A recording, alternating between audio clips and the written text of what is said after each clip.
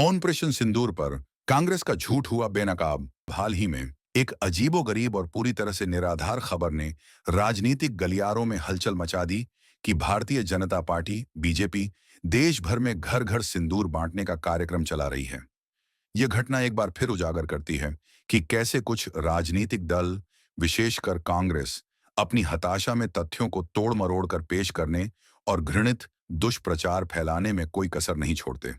भाजपा ने स्पष्ट रूप से इस खबर को गलत बताया और जोर देकर कहा कि ऐसा कोई कार्यक्रम निर्धारित नहीं किया गया था।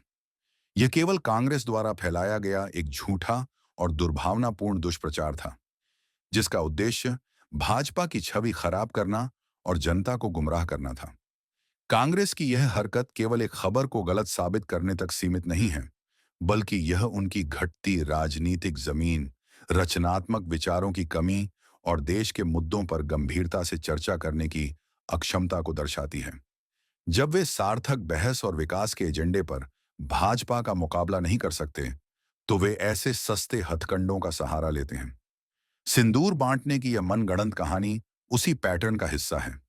इसका उद्देश्य भाजपा को महिलाओं के प्रति एक रूढ़िवादी और पिछड़ी सोच वाली पार्टी के रूप में चित्रित करना था, जबकि सच्चाई इसके बिल्कुल विपरीत है।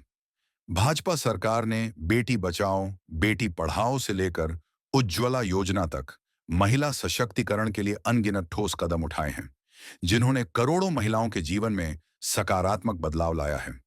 भाजपा के राष्ट्रीय प्रवक्ता डॉ. संबित पात्रा ने भी ममता बनर्जी के सिंदूर संबंधी बयान को अत्यंत निंदनीय करार दिया। प्रधानमंत्री नरेंद्र मोदी पर की गई उनकी टिप्पणी न केवल अशोभनीय है, बल्कि यह राजनीतिक मर्यादा का भी उल्लंघन है। प्रधानमंत्री देश के सेवक हैं, वे किसी एक वर्ग या समुदाय के नहीं, बल्कि पूरे देश के हैं। उन्हें किसी के पिता तुल्य, किसी के भाई के रूप में देखना भारतीय संस्कृति का अभिन्न अंग है। लेकिन कांग्रेस और उसके सहयोगी दल अपनी राजनीतिक कुंठा में इस मानवीय पहलू को भी नहीं छोड़ते। सबसे दुर्भाग्यपूर्ण पहलू यह है कि इस प्रकार के दुष्प्रचार का सीधा संबंध तुष्टीकरण की राजनीति से है।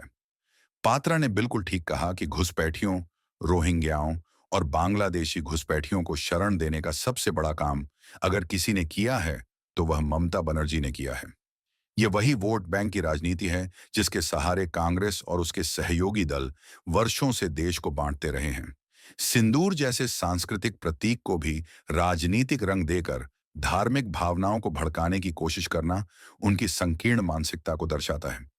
कांग्रेस को यह समझना होगा कि अब देश की जनता जागरूक हो चुकी है। वे झूठे प्रचार और विभाजनकारी राजनीति को आसानी से पहचान लेते हैं। रचनात्मक आलोचना और मजबूत विपक्ष लोकतंत्र के लिए आवश्यक है, लेकिन झूठ पर आधारित दुष्प्रचार केवल देश को कमजोर करता है। कांग्रेस को अपनी नीतियों, कार्यक्रमों और दृष्टिकोण के आधार पर लोगों का विश्वास जीतना चाहिए, न कि निराधार आरोपों और अफवाहों के माध्यम से। जब तक वे इस झूठ की राजनीति से बाहर नहीं निकलेंगे, तब तक वे जनता के बीच अपनी विश्वसनीयता खोते रहेंगे और एक जिम्मेदार विपक्ष की भूमिका निभाने में असमर्थ रहेंगे। देश को ऐसे नेताओं की आवश्यकता है जो विकास, प्रगति और राष्ट्र निर्माण पर ध्यान केंद्रित करें, न कि ऐसे जो सस्ती लोकप्रियता और विभाजनकारी एजेंडे के लिए किसी भी हद तक गिर सकते हैं।